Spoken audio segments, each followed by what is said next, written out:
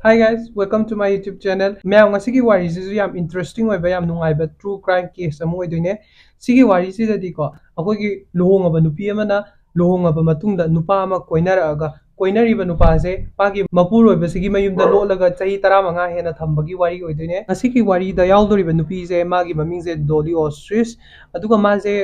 sigi case se thokpa matam da magi chahi se 30 muk sure ba ko aduga magi nupa sina Fred Ostrich kawe aduga magi nupa se khoi ki factory amagi owner ne bako paisa di pai ba factory is a apron factory amagi owner oi doni apron haidi khoi ki fi gi tu ba kho pa ko ma je factory amagi mapu oi bani na kadoge da ma je yum da pak na lei ba ngam de bako yum da lei ba haidi ma je ayu wanta thabak to yingjan ba chakrani aduga halak pa matam da jo factory do lo la matam matung da ma je lak to ne bako lak pa matam sida ma je yu ngor lak pa adagi lak pa matam da jo ware na dum tung ki ba smai to ba sida doli je am na penja tre bako doli je ma gi darkar oi ba me am lei bako darkar oi ba haidi mana nuksijaba mi do mai manakta leigadabani adagi maga matam yam spend tawgadabani magi husband dudi adugum amtang ngamdredana aduga thaba halaba matungda jo doliga kadal tawraga nungsinaraga leigadaba dujo amta phangdre magi husband Fred se ko khoi beta haidi mag moi sexual relations yam pharamde haiba ko moi ni haidi madi thaba halani thaba halaga ware na tungradi na chagana thaba halai yu tha halani halaga अदुमाइन तौरबनिना मोय any की sexual intercourse एमता लेट्रेदना को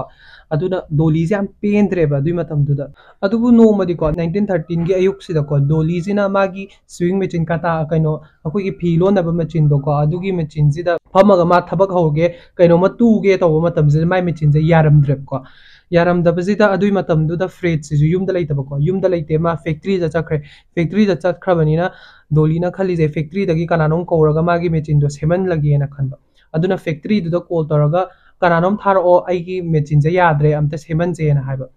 सुमाइना हाइबा मतमजिदा Fred सिना अखोइगी चाही 13 सुरबो auto सेनबेर हाइबा नुपा जे थारेबा को हौजिगी auto सेनबेर जे मा डोली जिगी नुपा अखोइगी Fred की factory जे थबक तौबो नुपा ने बको अदुना मा जे अखोइगी थारे डोली गी मयुम जिदा मागी स्विंग मेचिन दो द सेमु चोनो को अदुगी मतमदुदा मा जे चाही 13 तंग सुदंगा हाइबा को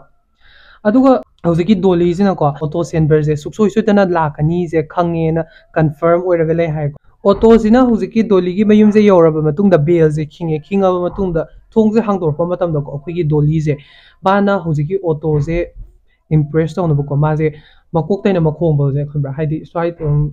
मकोक तैना मखोंबो जे कैम सेते हायबो को स जस्ट मा जे टावेल अमा रेप तौरगा लेरमे हायबो को अदुमाइन तौरगा ऑटो दुली चाही 17 तंग जु सुरबनिना मा जे अट्रैक्ट तौरेदना अदुई मतुंग दगी डोलीगा हौजिकी ऑटो जिगा जे हम तोइना मोइजे सेक्स तौबो होरखिएबा को होरकपजे कामपददी मोइजे हाइदी युमदा लागा तौबा जिदी मीना चिंगना निगाइनी दना अदुना मोइजे अहामपददी अखोइगी होटल दा चलगा को खादी मोइगी लाइरिबा लमदुदगी खतंग लापा लमजिदा चलगा मोइजे बुक अमा तौरे मिंग अमादा अतोपदा मिंग अमादा बुक तौरगा मोइजे अदुई मफमदुदा उनाबा अदगी मोइगी सेक्सुअल रिलेशन दो अदुम कंटिन्यू तौबा अदुमाइना तौरमे मतम खरा अदुई मतुंगदगी डोली जिना फावरेबको अइना अइगी नुपा फ्रेड की पैसाजे लोइसलगा सुमाइना होटल दा बुक तौर उनरीजे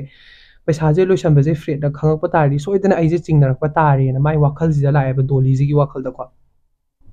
अदुना माना पैसाजु तिंगदबा उनबजु लेपोइदबा को प्लान अमा पुथोरेबको युमद ओइना अदुम कंटिन्यू तौरसे मोइनी के अफेयर दो हायरगा हौजिकी ऑटो जे अदुम माइ मयुम इनवाइट तौरेबा डोली जिना को ऑटो जिजो होय माजु सेक्सुअल प्लेजर दो फंगदुइने हाइदना को अदुम कंटिन्यू तौरगा डोली जिगी मयुम दा लाएबा को लाखपसे अदुम तोय लाखलादि का तौरे अखोइगी नाकन दा थंगनबा मीतुनदि कनानो ना हंग तामने को कनानो ना हंगबजि दा डोली जिना सुमाइना हा खुम्मेबा ओ माजे अइगी अखोइगी स्टेप ब्रदर ने को अइगा पुकमिना दबा अइगी इनाव पाने माजे अदुना माजे खरा पैसा चिनबा खोपा तौबगी अखोइदा सुम लाखपने ना माना खुममेबको अदुमाइन जो ओंग तौरपदुदा नेबर कइना थंगनबगी मीनागा दुम अदुमाइना हंगपजि डोली जे पाखलेबको सोइदना माइ नुपाते तारदि सोइदना माना चित तौइसे माइ नुपाना खंगा अनि ना डोली जे पाखतपा होरेबा हौबदगी डोली जिना आइडिया अमु सानरेको वाखल अमु सानरे डोली जिना अदुना मीना चिंगना दनबा ना नोमदि ऑटो जितने डोली जिना हारेबा होटल चलजु पैसा तिंगी नंग अखोइदा चंगथोक चंगजिन तौबजिजु अखोइगी थंगनबा कइजिना सुम हंगनरे अदुना ꯅꯪ ꯑꯩꯈꯣꯏꯗ ꯑꯣꯏꯅ ꯂꯩꯕꯗꯤ ꯀꯩ ꯀꯥꯏꯒꯦꯅ ꯃꯥꯅ ꯍꯥꯏꯌꯦꯕꯀꯣ ꯂꯩꯗꯣꯏꯕ ꯃꯐꯝꯁꯤꯅ ꯃꯣꯏꯒꯤ ꯃꯌꯨꯝꯁꯦ ꯁꯨꯃꯥꯏꯅ ꯃꯌꯨꯝꯁꯦ ꯁꯨꯃꯥꯏꯅ ꯂꯩꯔꯒꯀꯣ ꯃꯈꯥꯁꯤꯗ ꯃꯣꯏ ꯂꯩꯗꯣꯏꯅꯦꯕꯀꯣ ꯍꯦꯛ ꯃꯊꯛꯀꯤ ꯁꯨꯃꯥꯏꯅ ꯇꯨꯡꯈꯠꯄꯗꯨꯒꯤ ꯍꯥꯏꯐꯦꯠ ꯂꯩꯕ ꯖꯒꯥ ꯑꯦꯇꯤꯛ ꯍꯥꯏꯀꯣ ꯑꯗꯨꯒꯤ ꯑꯦꯇꯤꯛ ꯍꯥꯏꯕꯗꯤ ꯁꯥꯠ ꯍꯥꯏꯔꯒ ꯁꯥꯠꯀꯤ ꯃꯊꯛꯇꯨꯗ ꯀꯩꯅꯣꯝꯃ ꯈꯨꯝꯃꯒ ꯊꯝꯕꯗꯣꯀꯣ ꯑꯗꯨꯒꯤꯁꯤꯗ ꯆꯪꯅꯗꯦ ꯑꯩꯒꯤ ꯅꯨꯄꯥ ꯐ꯭ꯔꯦꯠꯁꯤꯁꯨ ꯀꯩꯁꯨ ꯆꯪꯉꯣꯏ ꯑꯗꯨꯅ ꯅꯪꯅ ꯑꯗꯨꯗ ꯂꯩꯔꯣ ꯅꯪ ꯊꯕꯛꯇꯨꯁꯨ ꯇꯣꯛꯊꯣꯛꯑꯣ ꯅꯪ ꯆꯥꯕ ꯊꯛꯄ ꯅꯪꯒꯤ ꯈꯔꯁꯀꯩ ꯑꯩꯅ ꯂꯣꯏ ꯄꯤꯔꯒꯦꯅ ꯍꯧꯖꯤꯛꯀꯤ ꯗꯣꯂꯤꯁꯤꯅ ꯍꯥꯏꯔꯦꯕ ꯑꯣꯇꯣꯁꯤꯗꯀꯣ ꯑꯗꯒꯤ ꯑꯣꯇꯣꯁꯦꯀꯣ ꯃꯥꯒꯤ ꯐꯦꯃꯤꯂꯤ ꯑꯝꯇ ꯂꯩꯇꯦ ꯍꯥꯏꯌꯦ ꯑꯗꯨꯒ ꯃꯥꯁꯦ ꯃꯇꯝꯗꯨꯗꯁꯨ ꯃꯥꯁꯦ ꯃꯤꯁꯦ ꯇꯤꯟꯅꯗꯦ ꯍꯥꯏꯌꯦꯕꯀꯣ ꯄꯥꯛꯅ ꯑꯗꯨꯅ ꯀꯩꯗꯧꯒꯦꯗ ꯍꯣꯏ ꯑꯗꯨꯃꯥꯏꯅ ꯂꯩꯔꯒꯦꯅ ꯑꯣꯇꯣꯁꯤꯁꯨ ꯌꯥꯔꯦꯕꯀꯣ ꯑꯗꯨꯅ ꯃꯥꯒꯤ ꯐꯦꯛꯇ꯭ꯔꯤꯗ ꯊꯕꯛ ꯇꯧꯕꯗꯣ ꯍꯥꯏꯗꯤ ꯃꯥꯅ ꯇꯧꯔꯤꯕ ꯐꯦꯛꯇ꯭ꯔꯤꯗꯨꯗꯤ ꯍꯧꯖꯤꯛꯀꯤ ꯗꯣꯂꯤꯁꯤꯒꯤ ꯅꯨꯄꯥꯗꯨꯒꯤ ꯐꯦꯛꯇ꯭ꯔꯤꯗꯨꯅꯤꯀꯣ ꯑꯗꯨꯗ ꯃꯥꯁꯦ ꯊꯕꯛꯁꯦ ꯇꯣꯛꯊꯣꯛꯑꯦꯕꯀꯣ ꯇꯣꯛꯊꯣꯛꯑꯒ ꯀꯩꯗꯧꯕ ꯃꯥꯒꯤ ꯄꯣꯠ ꯆꯩꯗꯣ ꯂꯣꯏ ꯍꯣꯜꯂꯛꯑꯒ ꯗꯣꯂꯤꯒꯤ ꯑꯦꯇꯤꯛꯇꯣ ꯃꯌꯨꯝꯒꯤ ꯃꯊꯛꯇꯣꯀꯣ ꯃꯊꯛꯇꯨꯗ ꯂꯩꯔꯒꯦꯅ ꯃꯥꯁꯦ ꯍꯣꯡꯖꯜꯂꯛꯑꯦꯕ ꯗꯣꯂꯤꯗꯨꯒꯤ ꯃꯌꯨꯝꯗꯨꯗꯀꯣ ꯁꯤ ꯍꯣꯡꯖꯜꯂꯛꯑꯕ ꯃꯇꯨꯡꯗꯗꯤ ꯀꯩꯗꯧꯔꯦ ꯃꯥꯗꯨ ꯊꯕꯛ ꯑꯝꯇ ꯂꯩꯇ꯭ꯔꯦ ꯃꯥ ꯆꯠꯁꯨ ꯆꯠꯇ꯭ꯔꯦ ꯊꯣꯛꯁꯨ ꯊꯣꯛꯇ꯭ꯔꯦ ꯃꯥꯁꯦ ꯅꯣꯡꯉꯥꯟꯕꯗꯒꯤ ꯅꯨꯃꯤꯠ ꯇꯥꯕꯐꯥꯎ ꯗꯣꯂꯤꯒꯤ ꯍꯁꯕꯦꯟꯁꯦ ꯁꯤꯁꯤꯅ ꯌꯨꯝꯗ ꯍꯜꯂꯛꯇ꯭ꯔꯤꯐꯥꯎꯗ ꯗꯣꯂꯤꯒ ꯑꯗꯨꯝ ꯂꯩꯃꯤꯟꯅꯔ ꯂꯩꯔꯦꯕꯀꯣ ꯃꯣꯏꯅꯤꯒꯤꯗꯤ ꯌꯥꯝ ꯍꯔꯥꯎꯖꯔꯦꯕ ꯍꯥꯏꯗꯤ ꯃꯤꯅꯁꯨ ꯎꯔꯔꯣꯏ ꯄꯩꯁꯥꯁꯨ ꯇꯤꯡꯗ꯭ꯔꯦ ꯗꯣꯂꯤꯒꯤ ꯍꯁꯕꯦꯟ ꯐ꯭ꯔꯦꯠꯇꯨꯅꯁꯨ ꯐꯥꯔꯔꯣꯏꯅ ꯃꯣꯏꯁꯦ ꯌꯥꯝ ꯍꯔꯥꯎꯔꯦꯕꯀꯣ ꯑꯗꯨꯒ ꯃꯥꯅ ꯁꯨꯃꯥꯏꯅ ꯂꯩ ꯍꯥꯏꯕꯁꯦ ꯍꯥꯏꯗꯤ ꯗꯣꯂꯤꯅ ꯅꯨꯄꯥ ꯑꯇꯣꯞꯄ ꯑꯃ ꯄꯨꯁꯜꯂꯒ ꯃꯣꯏ ꯃꯌꯨꯝꯗ ꯊꯝꯃꯦ ꯍꯥꯏꯕꯁꯦ ꯐ꯭ꯔꯦꯠꯁꯤꯗꯤ ꯁꯨꯛꯈꯪ ꯈꯪꯉꯝꯗꯦꯕ ꯑꯗꯨꯏ ꯃꯤꯀꯨꯞꯇꯨꯗꯀꯣ ꯍꯥꯏꯗꯤ ꯃꯥꯁꯨ ꯀꯃꯥꯏꯅꯁꯨ ꯈꯪꯉꯨꯅꯤ ꯃꯥꯗꯤ ꯌꯨꯝꯗꯁꯨ ꯐꯖꯅ ꯂꯩꯕ ꯅꯠꯇꯦ ꯂꯩꯔꯀꯥꯟꯗꯁꯨ ꯍꯥꯏꯗꯤ ꯃꯊꯛꯇ ꯂꯩꯈ꯭ꯔꯕꯅꯤ ꯃꯊꯛꯇ ꯂꯩꯕꯅꯤꯅ ꯀꯩꯗꯧꯕ ꯀꯅꯥꯅꯕꯨ ꯀꯩ ꯈꯟꯗꯣꯔꯤꯒꯦ ꯅꯠꯇ꯭ꯔꯥ ꯍꯥꯏꯗꯤ ꯆꯤꯡꯅꯔꯀꯥꯟꯗꯕꯨ ꯁꯨꯝ ꯈꯟꯕ ꯋꯥꯅꯤ ꯆꯤꯡꯅꯗ꯭ꯔꯗꯤ ꯀꯩꯕꯨ ꯈꯟꯗꯣꯔꯤꯒꯦ ꯑꯗꯨꯅ ꯃꯥꯁꯤꯅ ꯀꯩꯝ ꯈꯟꯗꯦꯕꯀꯣ ꯍꯥꯏꯗꯤ ꯃꯤ ꯑꯇꯣꯞꯄ ꯑꯃꯁꯨ ꯂꯩꯌꯦꯁꯦ ꯃꯣꯏ ꯃꯌꯨꯝꯗ ꯑꯣꯇꯣꯁꯦ ꯑꯩꯈꯣꯏꯒꯤ ꯔꯥꯏꯇꯔ ꯑꯣꯏꯅꯤꯡꯉꯦ ꯍꯥꯏꯌꯦ ꯔꯥꯏꯇꯔ ꯑꯣꯏꯅꯤꯡꯕꯅꯤꯅ ꯀꯩꯗꯧꯕ ꯃꯥꯁꯦ ꯍꯧꯖꯤꯛꯀꯤ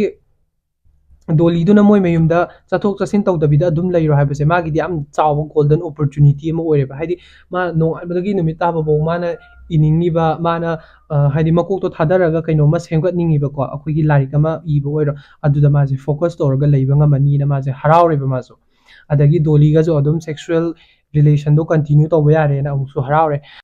ꯃꯥꯒꯤ ꯆꯥꯕ ꯊꯛꯄ ꯗ꯭ꯔꯦꯁ ꯑꯗꯒꯤ ꯃꯥꯅ ꯂꯥꯏꯕ꯭ꯔꯦꯔꯤꯗꯒꯤ ꯂꯥꯏꯔꯤꯛ ꯄꯥꯅꯤꯡꯕ ꯁꯤ ꯃꯌꯥꯝꯁꯦ ꯗꯣꯂꯤꯅ ꯂꯣꯏꯅꯃꯛ ꯃꯥ ꯁꯦꯟꯅꯔꯒ ꯊꯝꯃꯦꯕꯀꯣ 1918 ꯌꯧꯔꯛꯄ ꯀꯥꯟꯁꯤꯗꯀꯣ ꯑꯩꯈꯣꯏ ꯆꯍꯤ 5 ꯐꯥꯔꯦ ꯁꯨꯃꯥꯏꯅ ꯆꯍꯤ 5 ꯁꯨꯝ ꯂꯩꯔꯛꯑꯦ ꯆꯍꯤ 5 ꯂꯩꯔꯛꯄ ꯀꯥꯟꯁꯤꯗ ꯑꯩꯈꯣꯏꯒꯤ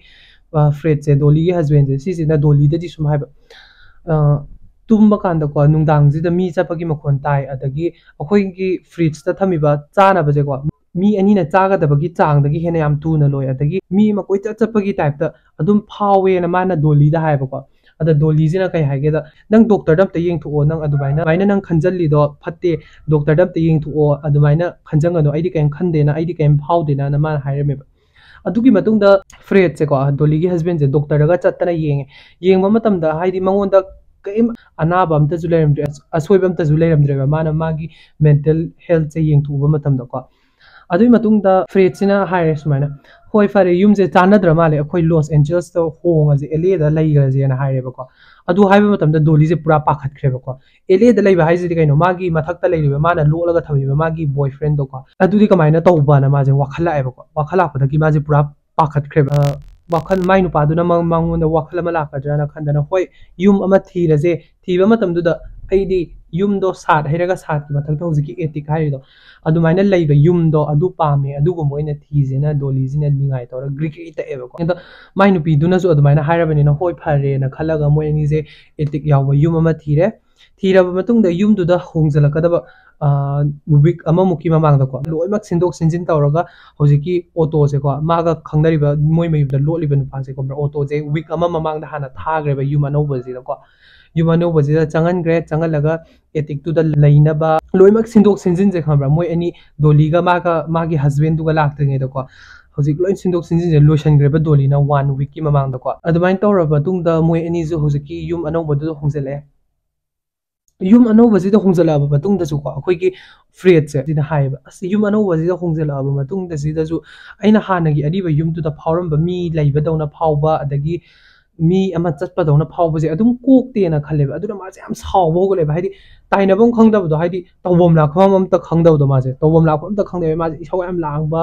ꯑꯗꯒꯤ ꯁꯤꯒꯤ ꯃꯇꯝꯁꯤꯗ ꯗꯣꯂꯤꯒꯁꯨ ꯈꯟꯅꯕ ꯌꯥꯝ ꯇꯣꯏꯔꯛꯑꯦꯕ ꯃꯣꯏ ꯑꯅꯤꯁꯦ ꯈꯪꯕ꯭ꯔꯥ ꯗꯣꯂꯤꯒꯁꯨ ꯄꯪꯈꯠꯇ ꯈꯟꯅꯕ ꯍꯥꯏꯗꯤ ꯊꯕꯛꯇꯨꯁꯨ ꯋꯥꯔꯦꯀꯣ ꯊꯕꯛꯇꯨꯁꯨ ꯋꯥꯕ ꯍꯥꯏꯁꯦ ꯐꯦꯛꯇ꯭ꯔꯤꯗꯣ ꯅꯣꯡꯉꯥꯟꯕꯗꯩ ꯅꯨꯃꯤꯠ ꯇꯥꯐꯥꯎ ꯃꯥꯁꯦ ꯃꯥꯒꯤ ꯐꯦꯛꯇ꯭ꯔꯤ ꯑꯣꯏꯕꯅꯤꯅ ꯐꯦꯛꯇ꯭ꯔꯤꯗꯣ ꯌꯦꯡꯖꯟ ꯈꯣꯠꯆꯟꯕꯒꯤ ꯑꯗꯨꯝ ꯁꯦꯟꯅꯔꯒ ꯂꯩꯔꯨꯗꯣꯏꯅꯤ ꯍꯜꯂꯛꯑ ꯃꯇꯨꯡꯗ ꯃꯥꯁꯦ ꯉꯥꯏꯍꯥꯛꯇꯪ ꯄꯣꯊꯥꯖꯒꯦ ꯍꯥꯏꯕ ꯃꯇꯝꯗꯨꯗ ꯃꯤ ꯑꯃ ꯆꯠꯄꯒꯤ ꯃꯈꯣꯟ ꯈꯔ ꯇꯥꯅꯤ ꯑꯗꯩ ꯃꯤ ꯑꯃ ꯆꯠꯈꯤꯕꯒꯤ ꯍꯥꯏꯗꯤ ꯃꯃꯤ ꯈꯔ ꯎꯅꯤ ꯑꯗꯨꯃꯥꯏꯅ ꯇꯧꯕꯁꯤꯗ ꯃꯥꯁꯦ ꯄꯣꯊꯥꯐꯝꯁꯦ ꯈꯪꯗ꯭ꯔꯦꯕꯀꯣ ꯄꯣꯊꯥꯐꯝ ꯈꯪꯗꯕꯗꯩ ꯀꯩꯗꯧꯔꯦ ꯗꯣꯂꯤꯒꯁꯨ ꯈꯠꯅꯕꯁꯦ ꯑꯗꯨꯝ ꯍꯧꯔꯛꯑꯦ ꯆꯍꯤ 4ꯃꯨꯛ ꯂꯩꯔꯛꯑꯕ ꯃꯇꯨꯡꯗ 1922ꯒꯤ 22 ꯑꯥꯒꯁꯁꯤꯗꯀꯣ ꯁꯤꯒꯤ ꯅꯨꯃꯤꯠꯁꯤꯗꯁꯨ ꯗꯣꯂꯤꯒ ꯃꯥꯒꯤ ꯍꯁꯕꯦꯟꯒꯁꯦ ꯌꯥꯝ ꯊꯤꯅ ꯈꯟꯅꯔꯦꯕꯀꯣ ꯈꯟꯅꯔꯛꯄ ꯃꯤꯀꯨꯞꯁꯤꯗ ꯍꯦꯛꯇ ꯑꯔꯣꯏꯕꯤ ꯈꯟꯅꯔꯦꯕ ꯁꯤꯒꯤ ꯅꯨꯃꯤꯠꯁꯤꯗꯗꯤ ꯍꯥꯏꯗꯤ ꯍꯥꯠꯂꯒꯦ ꯇꯨꯞꯄꯒꯦ ꯍꯥꯏꯕꯒꯤ ꯃꯑꯣꯡꯗꯀꯣ ꯈꯟꯅꯕꯁꯦ ꯇꯥꯕ ꯉꯝꯗꯗꯅ ꯑꯩꯈꯣꯏꯒꯤ ꯑꯣꯇꯣꯁꯤꯅꯀꯣ ꯗꯣꯂꯤꯁꯦ ꯀꯜꯂꯨꯔꯒꯦꯅ ꯃꯥꯁꯦ ꯂꯩꯔꯤꯕ ꯃꯊꯛꯇꯒꯤ ꯀꯨꯝꯊꯔꯒ ꯗꯣꯂꯤꯁꯦ ꯀꯟꯗ ꯌꯥꯗ꯭ꯔꯦꯅ ꯃꯥꯁꯦ ꯀꯨꯝꯊꯔꯦꯕꯀꯣ ꯃꯥꯅ ꯀꯨꯝꯊꯔꯛꯄ ꯃꯇꯝꯁꯤꯗ ꯑꯩꯈꯣꯏꯒꯤ ꯃꯉꯣꯟꯗꯀꯣ ꯑꯩꯈꯣꯏꯒꯤ ꯄꯤꯁꯇꯜ ꯑꯅꯤ ꯍꯥꯏꯁꯦ ꯄꯨꯊꯔꯒ ꯃꯥꯁꯦ ꯀꯨꯝꯊꯔꯛꯑꯦꯕ ꯃꯈꯥꯗꯀꯣ ꯃꯣꯏ ꯑꯅꯤꯁꯦ ꯀꯤꯠꯆꯟꯗ ꯈꯟꯅꯔꯝꯃꯦ ꯍꯥꯏꯌꯦꯀꯣ ꯀꯤꯠꯆꯟꯗ ꯈꯟꯅꯔꯝꯕꯁꯦ ꯑꯣꯇꯣꯁꯦ ꯀꯨꯝꯊꯔꯛꯑꯒ ꯀꯨꯝꯊꯔꯛꯄꯁꯤꯗ ꯑꯩꯈꯣꯏꯒꯤ ꯐ꯭ꯔꯦꯗꯁꯤꯅ ꯍꯦꯛ ꯎꯕꯗ ꯃꯥꯁꯦ ꯈꯪꯉꯦꯕ ꯁꯤ ꯅꯨꯄꯥꯁꯤꯗꯤ ꯑꯩꯒꯤ ꯐꯦꯛꯇ꯭ꯔꯤꯗ ꯊꯕꯛ ꯇꯧꯔꯝꯕ ꯑꯣꯇꯣꯗꯨꯅꯤ ꯃꯥꯗꯤ ꯇꯣꯛꯈꯤꯕꯁꯦ ꯆꯍꯤ 7-9 ꯁꯨꯔꯕꯅꯦꯅ ꯈꯜꯂꯛꯑꯦꯕꯀꯣ ꯈꯜꯂꯛꯄꯗꯣ ꯏꯟꯁꯇꯦꯟꯠꯂꯤ ꯃꯥꯁꯦ ꯋꯥꯈꯜꯗ ꯂꯩꯑꯦꯕ ꯑꯣ ꯑꯩꯅ ꯑꯩꯒꯤ ꯌꯨꯝꯁꯤꯗ ꯃꯈꯣꯜ ꯑꯃ ꯍꯪꯒꯠ ꯍꯟꯗꯥ ꯃꯤ ꯆꯠꯄ ꯃꯤ ꯂꯩꯕꯒꯤ ꯚꯥꯞ ꯑꯃ ꯂꯩ ꯍꯥꯏꯁꯤꯗꯤ ꯁꯤꯒꯤ ꯃꯤꯁꯤ ꯂꯩꯕꯩ ꯑꯣꯏꯖꯥꯠꯅꯤꯗꯅ ꯃꯥꯁꯦ ꯋꯥꯈꯜꯁꯦ ꯂꯥꯛꯑꯦꯕ ꯃꯤꯀꯨꯞꯇꯨꯗꯀꯣ ꯃꯥꯏ ꯅꯨꯄꯤꯗꯨꯅ ꯃꯉꯣꯟꯗ ꯆꯤꯠ ꯇꯧꯔꯦ ꯁꯣꯏꯗꯅ ꯍꯥꯏꯗꯤ ꯁ꯭ꯋꯤꯡ ꯃꯦꯆꯤꯟꯗꯣ ꯌꯥꯗꯕ ꯅꯨꯃꯤꯠꯇꯨꯗ ꯃꯥꯅ ꯍꯧꯖꯤꯛꯀꯤ ꯅꯨꯄꯥ ꯃꯆꯥꯁꯦ ꯊꯥꯈ꯭ꯔꯕ ꯃꯇꯨꯡꯗ ꯃꯥꯒꯤ ꯅꯨꯄꯤꯗꯨꯒ ꯎꯅꯔꯕ ꯃꯇꯨꯡꯗ ꯍꯧꯖꯤꯛꯀꯤ ꯅꯨꯄꯥꯁꯤꯒ ꯃꯥꯒꯤ ꯅꯨꯄꯤꯗꯨꯒꯅ ꯃꯉꯣꯟꯗ ꯆꯤꯠ ꯇꯧꯔꯦ ꯍꯥꯏꯕꯒꯤ ꯔꯤꯌꯦꯂꯥꯏꯖꯦꯁꯟꯁꯦ ꯃꯉꯣꯟꯗ ꯂꯥꯛꯑꯦꯕꯀꯣ ꯑꯣꯇꯣꯁꯤꯒ ꯐ꯭ꯔꯦꯗꯁꯤꯒꯁꯦ ꯐꯨꯅꯕ ꯍꯧꯔꯛꯑꯦꯕꯀꯣ ꯐꯨꯅꯕ ꯀꯥꯟꯗꯨꯗ ꯍꯧꯖꯤꯛꯀꯤ ꯐ꯭ꯔꯦꯗꯁꯤꯗ ꯑꯩꯈꯣꯏꯒꯤ ꯑꯣꯇꯣꯁꯤꯅ ꯅꯣꯡꯃꯩꯅ ꯀꯥꯞꯄꯦꯕꯀꯣ ꯑꯍꯥꯟꯕ ꯀꯥꯞꯄꯁꯤꯗꯗꯤ ꯁꯤꯂꯤꯡꯗ ꯄꯥꯟꯈ꯭ꯔꯦꯕꯀꯣ ꯐ꯭ꯔꯦꯗꯁꯤꯗ ꯄꯥꯜꯍꯧꯗ꯭ꯔꯦꯕ ꯑꯗꯨꯕꯨ ꯁꯦꯀꯦꯟ ꯀꯥꯞꯄ ꯃꯇꯝꯁꯤꯗꯗꯤ ꯐ꯭ꯔꯦꯗꯀꯤ ꯑꯦꯕꯗꯣꯃꯦꯟ ꯃꯕꯨꯛ ꯃꯄꯥꯁꯦꯀꯣ ꯁꯤꯒꯤ ꯃꯄꯥꯁꯤꯗ ꯌꯨꯡꯅ ꯄꯥꯟꯈ꯭ꯔꯦꯕ ꯁꯤ ꯄꯥꯟꯕꯁꯤꯗ ꯈꯨꯗꯛꯇ ꯑꯩꯈꯣꯏꯒꯤ ꯐ꯭ꯔꯦꯗꯁꯦ ꯁꯤꯔꯦꯕ ꯅꯣꯡꯃꯩꯗꯨꯅ ꯄꯥꯟꯕꯗꯨꯗꯀꯣ ꯐ꯭ꯔꯦꯗꯁꯦ ꯁꯤꯔꯦ ꯈꯪꯕꯗꯒꯤ ꯑꯣꯇꯣꯒ ꯗꯣꯂꯤꯒꯁꯦꯀꯣ ꯄꯥꯈꯠꯄ ꯍꯧꯔꯦꯕ ꯍꯥꯏꯗꯤ ꯅꯤꯛꯈ꯭ꯔꯦꯕ ꯃꯣꯏꯁꯦ ꯌꯥꯝ ꯐꯠ ꯊꯨꯅꯀꯣ ꯄ꯭ꯂꯥꯟ ꯑꯃ ꯁꯤꯜꯂꯦꯕ ꯀꯩꯒꯨꯝꯕ ꯍꯨꯔꯥꯟꯕ ꯆꯪꯉꯝꯃꯒ ꯍꯨꯔꯥꯟꯕ ꯆꯪꯕꯅ ꯍꯥꯠꯄꯅꯦ ꯍꯥꯏꯔꯗꯤ ꯃꯣꯏ ꯑꯅꯤꯁꯦ ꯆꯤꯡꯅꯔꯔꯣꯏꯅ ꯍꯥꯏꯗꯤ ꯃꯣꯏ ꯑꯅꯤ ꯍꯥꯏꯔꯗꯤ ꯑꯣꯇꯣꯒ ꯗꯣꯂꯤꯒꯗꯣꯀꯣ ꯑꯗꯨꯅ ꯀꯩꯗꯧꯒꯦ ꯍꯥꯏꯕ ꯃꯇꯝꯗ ꯑꯣꯇꯣꯁꯤꯅ ꯑꯍꯥꯟꯕꯗ ꯗꯣꯂꯤꯁꯦ ꯃꯣꯏꯒꯤ ꯎꯄꯨ ꯑꯃꯗꯀꯣ ꯂꯣꯟꯁꯤꯜꯂꯦꯕ ꯂꯣꯟꯁꯟꯕꯁꯦ ꯀꯩꯗꯧꯕ ꯃꯄꯥꯟꯗꯒꯤ ꯂꯣꯜꯂꯦꯕ ꯃꯄꯥꯟꯗꯒꯤ ꯂꯣꯜꯂꯗꯤ ꯀꯩꯗꯧꯕ ꯃꯤ ꯑꯃ ꯂꯥꯛꯑꯒ ꯂꯣꯜꯂꯝꯕꯅꯦꯅ ꯈꯟꯅꯕꯀꯣ ꯑꯗꯨꯒꯤ ꯃꯇꯨꯡꯗ ꯑꯣꯇꯣꯁꯤꯅ ꯑꯩꯈꯣꯏꯒꯤ ꯐ꯭ꯔꯦꯗꯀꯤꯀꯣ ꯑꯇꯥꯡꯕ ꯄꯣꯠꯁꯦ ꯍꯥꯏꯗꯤ ꯗꯥꯏꯃꯟꯒꯤ ꯘꯔꯤ ꯑꯗꯒꯤ ꯑꯇꯣꯞꯄ ꯑꯇꯥꯡꯕ ꯄꯣꯠ ꯆꯩ ꯃꯌꯥꯝꯁꯦ ꯂꯧꯔꯒ ꯃꯥꯁꯦ ꯑꯦꯇꯤꯛꯇ ꯆꯦꯟꯈꯠꯈ꯭ꯔꯦꯕꯀꯣ ꯑꯗꯨꯒꯤ ꯃꯇꯨꯡꯗ ꯅꯦꯚꯔꯈꯩꯗꯨꯗꯤ ꯅꯣꯡꯃꯩꯅ ꯀꯥꯞꯄꯁꯨ ꯇꯥꯔꯦ ꯑꯗꯒꯤ ꯃꯤ ꯁꯥꯎꯅꯕ ꯐꯨꯅꯕ ꯃꯈꯣꯟꯁꯨ ꯇꯥꯕꯅꯤꯅ ꯄꯨꯂꯤꯁꯇꯣ ꯀꯣꯜ ꯇꯧꯔꯦ ꯅꯦꯚꯔꯈꯩꯅ ꯀꯣꯜ ꯇꯧꯔꯒ ꯄꯨꯂꯤꯁꯁꯦ ꯂꯥꯛꯑꯦꯀꯣ ꯂꯥꯛꯄ ꯃꯇꯝꯗ ꯐ꯭ꯔꯦꯗꯀꯤ ꯑꯁꯤꯕ ꯍꯛꯆꯥꯡꯁꯦ ꯃꯈꯥꯗ ꯇꯥꯔ ꯂꯩꯔꯝꯃꯦꯕ ꯑꯗꯨꯒ ꯗꯣꯂꯤꯁꯦ ꯀꯥꯏꯗ ꯂꯩꯈ꯭ꯔꯦꯅ ꯊꯤꯕ ꯃꯇꯝꯗ ꯑꯩꯈꯣꯏꯒꯤ ꯗꯣꯂꯤꯁꯦ ꯎꯄꯨ ꯃꯅꯨꯡꯗ ꯂꯣꯟꯁꯤꯜꯂ ꯂꯩꯔꯝꯃꯦꯕ ꯑꯗꯨꯃꯥꯏꯅ ꯂꯣꯟꯁꯤꯜꯂ ꯂꯩꯔꯝꯕꯁꯤꯗ ꯄꯨꯂꯤꯁꯅꯁꯨ ꯑꯣ ꯁꯤꯁꯤꯗꯤ ꯍꯨꯔꯥꯟꯕ ꯆꯪꯉꯝꯕꯅ ꯄꯣꯠ ꯆꯩ ꯈꯔ ꯍꯨꯔꯒ ꯐ꯭ꯔꯦꯗꯁꯦ ꯍꯥꯠꯄ ꯑꯣꯏꯕꯖꯥꯠꯅꯦꯅ ꯈꯟꯈ꯭ꯔꯦꯕꯀꯣ ꯗꯣꯂꯤꯗꯨꯅꯁꯨ ꯍꯨꯔꯥꯟꯕ ꯆꯪꯉꯝꯃꯒ ꯑꯩꯕꯨꯅ ꯎꯄꯨ ꯃꯅꯨꯡꯗ ꯂꯣꯟꯁꯤꯟꯕꯤꯔꯦ ꯑꯗꯨꯒ ꯑꯩꯒꯤ ꯅꯨꯄꯥꯁꯤꯒ ꯐꯨꯅꯔꯒ ꯑꯩꯒꯤ ꯅꯨꯄꯥꯁꯦ ꯍꯥꯠꯇꯣꯛꯄꯤꯕꯅꯦ ꯑꯩꯒꯤ ꯅꯨꯄꯥꯁꯤꯒꯤ ꯄꯣꯠ ꯆꯩꯁꯨ ꯍꯨꯔꯥꯟꯕꯤꯈꯤꯕ ꯃꯥꯜꯂꯦꯅ ꯃꯥꯅ ꯍꯥꯏꯔꯦꯕꯀꯣ ꯍꯥꯏꯔ ꯃꯇꯨꯡꯗ ꯄꯨꯂꯤꯁꯇꯨꯁꯨ ꯑꯗꯨꯃꯥꯏꯅ ꯊꯥꯖꯔꯒ ꯍꯧꯖꯤꯛꯀꯤ ꯍꯨꯔꯥꯟꯕ ꯆꯪꯉꯛꯑꯝꯃꯒ ꯃꯔꯗꯔ ꯇꯧꯔꯝꯕꯅꯦꯅ ꯈꯜꯂ ꯃꯇꯨꯡꯗ ꯁꯤꯒꯤ ꯀꯦꯁꯁꯦ ꯍꯥꯏꯗꯤ ꯗꯣꯂꯤꯒ ꯑꯣꯇꯣꯁꯤꯗ ꯆꯤꯡꯅꯕꯒꯤ ꯍꯥꯏꯗꯤ ꯁꯔꯨꯛ ꯑꯝꯇ ꯌꯥꯎꯈꯤꯗ꯭ꯔꯦꯕꯀꯣ ꯑꯗꯨꯒꯤ ꯃꯇꯨꯡꯗꯗꯤ ꯑꯩꯈꯣꯏꯒꯤ ꯗꯣꯂꯤꯁꯦ ꯂꯨꯈ꯭ꯔꯥꯕꯤ ꯑꯣꯏꯔꯦ ꯋꯤꯗꯣ ꯑꯣꯏꯔꯦꯕꯀꯣ ꯋꯤꯗꯣ ꯑꯣꯏꯔꯕ ꯃꯇꯨꯡꯗ ꯃꯥꯁꯦ ꯑꯗꯨꯒꯤ ꯌꯨꯝꯗꯨꯗ ꯅꯠꯇꯕ ꯑꯇꯣꯞꯄ ꯌꯨꯝ ꯑꯃꯗ ꯆꯠꯂꯒ ꯌꯨꯝ ꯑꯅꯧꯕ ꯂꯩꯔꯒ ꯃꯥꯁꯦ ꯂꯩꯔꯦꯕꯀꯣ ꯍꯧꯖꯤꯛꯇꯤ ꯃꯥꯒꯤ ꯅꯨꯄꯥ ꯍꯁꯕꯦꯟꯁꯨ ꯂꯩꯇ꯭ꯔꯕꯅꯤꯅ ꯍꯧꯖꯤꯛꯀꯤ ꯑꯣꯇꯣꯁꯦ ꯃꯥꯒ ꯑꯣꯐꯤꯁꯤꯌꯦꯜꯂꯤ ꯍꯥꯏꯗꯤ ꯃꯌꯥꯝ ꯃꯥꯡꯗ ꯄꯨꯜꯂꯞ ꯑꯗꯨꯝ ꯃꯣꯏꯅꯤꯁꯦ ꯂꯩꯃꯤꯟꯅꯩ ꯈꯣꯏꯅꯩ ꯍꯥꯏꯕꯁꯦ ꯈꯪꯍꯟꯂꯝꯗꯦꯕ ꯃꯥꯅꯀꯣ ꯍꯥꯏꯗꯤ ꯑꯣꯇꯣꯗꯣ ꯌꯨꯝ ꯑꯅꯧꯕ ꯑꯃꯨꯛ ꯍꯣꯡꯖꯤꯜꯂꯕ ꯃꯇꯝꯗꯐꯥꯎ ꯃꯥꯅ ꯑꯣꯇꯣꯁꯦ ꯑꯦꯇꯤꯛꯇ ꯑꯗꯨꯝ ꯊꯝꯃꯦꯕꯀꯣ ꯑꯦꯇꯤꯛꯇ ꯊꯝꯃꯒ ꯀꯩꯗꯧꯒꯦ ꯍꯥꯏꯕ ꯃꯇꯝꯗ ꯗꯣꯂꯤꯁꯤꯅ नुपा अनौब अमा ओइना कोइनाब हौरेबको युमदुदजु ऑटोदो दुम थम्मिगो माना थम्मगा माना बादि दुम चथोक चथिन दुम याबनिना कदौगे हाबम तम माना चथोक चथिन तौरगा नुपा अमा मु कोइनारेब दोलीजिना को एना सरमन सेपिरो को नुपा अमा खंगनरेबको खंगनरेब नुपासे अखोइगी लॉयर नेबको लॉयर अफाव मु ओइबनिना कदौगे हाबम तम हाइदि मतम दो पांग संगदबको संगदबनिना कदौगे हाबम तम दोलीजिना पामक्तरेबको पामक्तबगी माजे नुपा अमा मु थीबा हौरेबको दुगी मतुंगदा माजे नुपा अमा मु फंगे हदकी फंगिबा नुपासिना अखोइगी रोय कौवेको अदुगा रोयसिदा अखोइगी दोलीसिना कदौगे हाबम मतम दको खंगनरगा मतम खर लेरबा मतुंगदा रोयसिदा माना हाइरेबा अगी पिस्तोल अमा लैये सिगी पिस्तोल से कदौगेदा अगी नुपा अगी हस्बैंड एक्स हस्बैंड हातकिबा पिस्तोल दुगा हाइफेट मानैये अदुना सिगी पिस्तोल से नंग अमता मांगन बिगेरा काइदरोम लंगसेक पिगेरा ना हाइरेबको कइगुंबा अइगोंदा लेरदि पुलिस ता अइजे सोइदरा चिंगनरा नि ना माना हाइरेबको हौजिकी पिस्तोल से असेंबैदि मागी नुपादा सिजनगिबा पिस्तोल दुनिको सो अदुमाइना हाइरगा माना रोयसिदाको पिस्तोल से काइदरोम लंगसेक खनग्रेबा अदुगा पिस्तोल अनि नेबको ꯍꯧꯖꯤꯛꯀꯤ ꯐ꯭ꯔꯦꯗ ꯍꯥꯠꯄꯗ ꯆꯪꯉꯤꯁꯦ ꯃꯥꯒꯤ ꯑꯦꯛꯁ ꯍꯁꯕꯦꯟꯗꯣꯀꯣ ꯑꯗꯨꯅ ꯄꯤꯁꯇꯣꯜ ꯑꯃꯗꯤ ꯃꯥꯅ ꯔꯣꯏꯗ ꯇꯧꯁꯟꯅꯔꯒꯀꯣ ꯀꯦꯁꯟꯅꯔꯒ ꯃꯥꯁꯦ ꯂꯪꯁꯦꯛꯍꯟꯈ꯭ꯔꯦ ꯑꯗꯨꯒ ꯄꯤꯁꯇꯣꯜ ꯑꯃ ꯂꯦꯝꯍꯧꯔꯤꯗꯅ ꯄꯤꯁꯇꯣꯜ ꯑꯃꯁꯦ ꯀꯩꯗꯧꯒꯦꯗ ꯃꯥꯒꯤ ꯃꯌꯨꯝ ꯊꯪꯅꯔꯤꯕ ꯃꯤꯁꯦ ꯁꯤꯗ ꯃꯥꯅ ꯆꯠꯂꯦꯕ ꯅꯣꯡꯃ ꯆꯠꯂꯒ ꯃꯥꯅ ꯁꯨꯃꯥꯏꯅ ꯍꯥꯏꯔꯦꯕꯀꯣ ꯑꯩ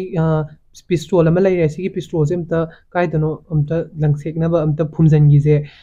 ꯁꯤꯒꯤ ꯄꯤꯁꯇꯣꯜꯁꯦ ꯑꯩꯒꯤ ꯅꯨꯄꯥ ꯍꯥꯠꯈꯤꯕ ꯄꯤꯁꯇꯣꯜꯗꯨꯒ ꯌꯥꯝ ꯃꯥꯟꯅꯩꯌꯦꯅ ꯃꯥꯅ ꯍꯧꯖꯤꯛꯀꯤ ꯅꯦꯕꯔꯁꯤꯗ ꯍꯥꯏꯔꯦꯕꯀꯣ ꯅꯦꯕꯔꯗꯁꯨ ꯃꯥꯅ ꯑꯃꯨꯛ ꯇꯧꯁꯟꯅꯗꯅ ꯇꯧꯔꯕꯅꯤꯅ ꯅꯦꯕꯔꯗꯨꯁꯨ ꯍꯣꯏ ꯍꯥꯏꯅ ꯊꯥꯖꯔꯒ ꯑꯅꯤꯁꯨꯕ ꯄꯤꯁꯇꯣꯜꯁꯦꯀꯣ ꯑꯩꯈꯣꯏꯒꯤ ꯅꯦꯕꯔꯗꯨꯅ ꯃꯥꯒꯤ ꯃꯅꯤꯡꯗꯀꯣ ꯃꯣꯏꯒꯤ ꯍꯤꯡꯒꯣꯜꯗꯨꯒꯤ ꯃꯅꯤꯡꯗꯀꯣ ꯐꯨꯝꯖꯟꯍꯟꯈ꯭ꯔꯦꯕꯀꯣ ꯑꯗꯨꯃꯥꯏꯅ ꯇꯧꯔꯒ ꯃꯥꯅ ꯄꯤꯁꯇꯣꯜ ꯑꯅꯤꯗꯨꯁꯨ ꯃꯉꯣꯟꯗꯒꯤ ꯂꯥꯞꯅ ꯊꯝꯈ꯭ꯔꯦꯀꯣ ꯑꯗꯨꯅ ꯃꯥꯁꯦ ꯀꯦꯁꯇꯨꯗ ꯑꯝꯇ ꯆꯤꯡꯅꯔꯔꯣꯏꯅ ꯃꯥꯁꯦ ꯌꯥꯝ ꯏꯪ ꯆꯤꯛꯅ ꯂꯩꯔꯦꯕ ꯍꯧꯖꯤꯛꯀꯤ ꯃꯇꯝꯁꯤꯗ ꯗꯣꯂꯤꯁꯦꯀꯣ ꯑꯗꯨꯒꯤ ꯃꯇꯨꯡꯗ ꯃꯇꯝ ꯈꯔ ꯂꯩꯔ ꯃꯇꯨꯡꯗ ꯗꯣꯂꯤꯁꯤꯅꯀꯣ ꯍꯧꯖꯤꯛꯀꯤ ꯔꯣꯏꯁꯦ ꯇꯣꯛꯅꯔꯛꯑꯦꯕꯀꯣ ꯃꯥꯅ ꯄꯥꯝꯗ꯭ꯔꯦꯅ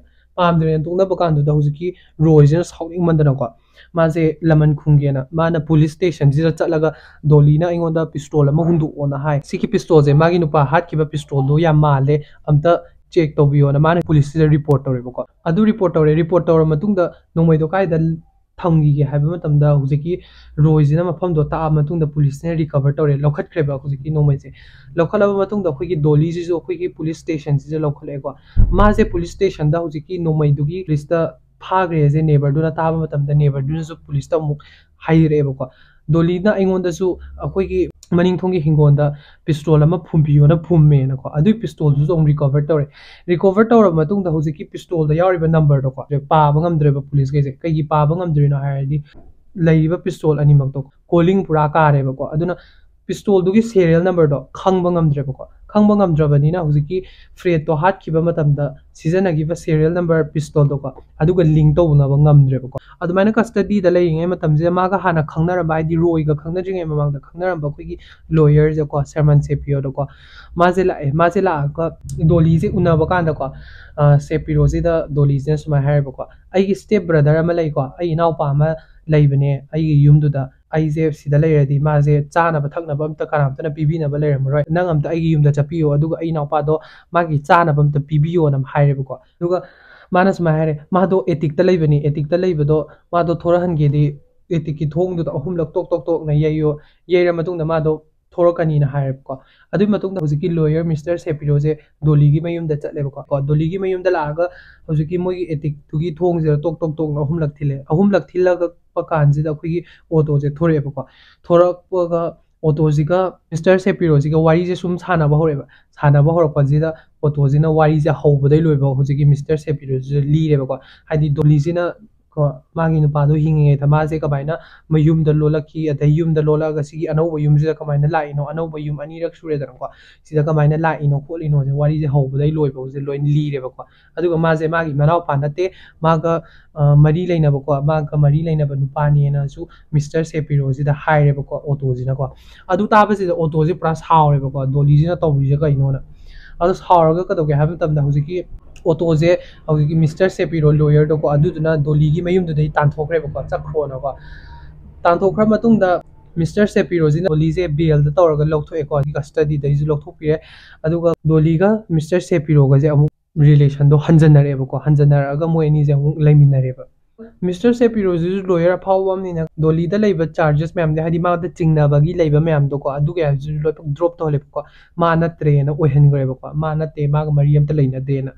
ꯑꯗꯨꯕꯨ ꯃꯣꯏ ꯑꯅꯤꯁꯦ ꯁꯨꯃꯥꯏꯅ ꯀꯟꯇꯤꯅ꯭ꯌꯨ ꯇꯧꯔꯒ ꯆꯍꯤ 8 ꯃꯇꯨꯡꯗꯗꯤꯀꯣ ꯃꯣꯏ ꯑꯅꯤꯒꯤ ꯃꯔꯤꯁꯦ ꯌꯥꯝ ꯐꯠꯂꯛꯇ꯭ꯔꯦꯕ ꯍꯥꯏꯗꯤ ꯍꯥꯟꯅꯗꯧꯅ ꯁꯤꯒꯤ ꯅꯨꯄꯤꯁꯤꯒ ꯂꯩꯃꯤꯟꯅꯕ ꯉꯝꯃꯔꯣꯏꯗꯅ ꯇꯧꯔꯒ ꯃꯥꯅ ꯇꯣꯛꯅꯊꯣꯛꯑꯕ ꯃꯇꯨꯡꯗ ꯃꯥꯅ ꯗꯥꯏꯔꯦꯛ ꯄꯨꯂꯤꯁꯁꯤꯗ ꯀꯣꯜ ꯇꯧꯔꯦꯕꯀꯣ ꯀꯣꯜ ꯇꯧꯔꯒ ꯍꯥꯏꯔꯦ ꯍꯧꯖꯤꯛꯀꯤ